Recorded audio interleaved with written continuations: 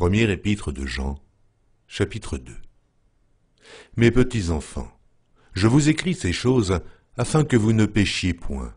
Et si quelqu'un a péché, nous avons un avocat auprès du Père, Jésus-Christ, le juste. Il est lui-même une victime expiatoire pour nos péchés, non seulement pour les nôtres, mais aussi pour ceux du monde entier. Si nous gardons ses commandements, par là nous savons que nous l'avons connu. Celui qui dit « je l'ai connu » et qui ne garde pas ses commandements est un menteur, et la vérité n'est point en lui. Mais celui qui garde sa parole, l'amour de Dieu est véritablement parfait en lui. Par là, nous savons que nous sommes en lui.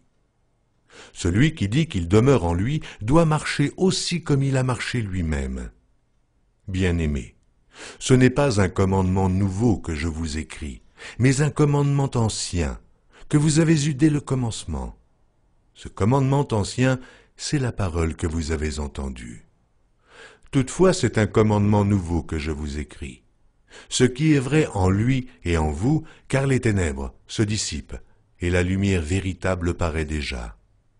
Celui qui dit qu'il est dans la lumière et qui est son frère est encore dans les ténèbres. Celui qui aime son frère demeure dans la lumière, et aucune occasion de chute n'est en lui. Mais celui qui est son frère est dans les ténèbres.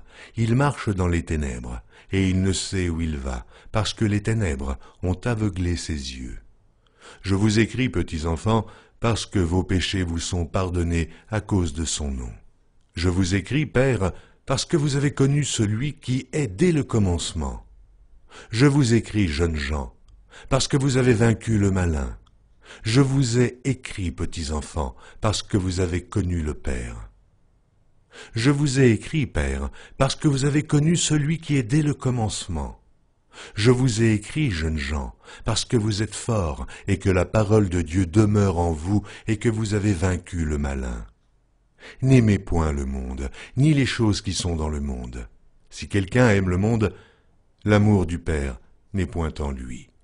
Car tout ce qui est dans le monde, la convoitise de la chair, la convoitise des yeux et l'orgueil de la vie, ne vient point du Père, mais vient du monde. Et le monde passe, et sa convoitise aussi. Mais celui qui fait la volonté de Dieu demeure éternellement. Petits enfants, c'est la dernière heure. Et comme vous avez appris qu'un antéchrist vient, il y a maintenant plusieurs antéchrists. Par là, nous connaissons que c'est la dernière heure. Ils sont sortis du milieu de nous, mais ils n'étaient pas des nôtres. Car s'ils eussent été des nôtres, ils seraient demeurés avec nous. Mais cela est arrivé afin qu'il fût manifeste que tous ne sont pas des nôtres. Pour vous, vous avez reçu l'onction de la part de celui qui est saint, et vous avez tous de la connaissance.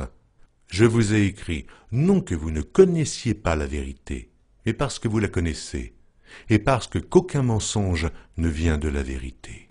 Sinon, celui qui nie que Jésus est le Christ, celui-là est l'antéchrist, qui nie le Père et le Fils. Quiconque nie le Fils n'a point non plus le Père. Quiconque confesse le Fils a aussi le Père.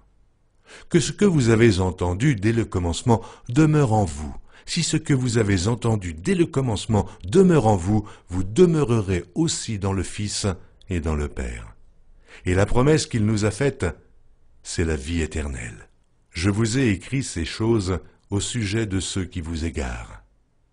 Pour vous, l'onction que vous avez reçue de lui demeure en vous, et vous n'avez pas besoin qu'on vous enseigne.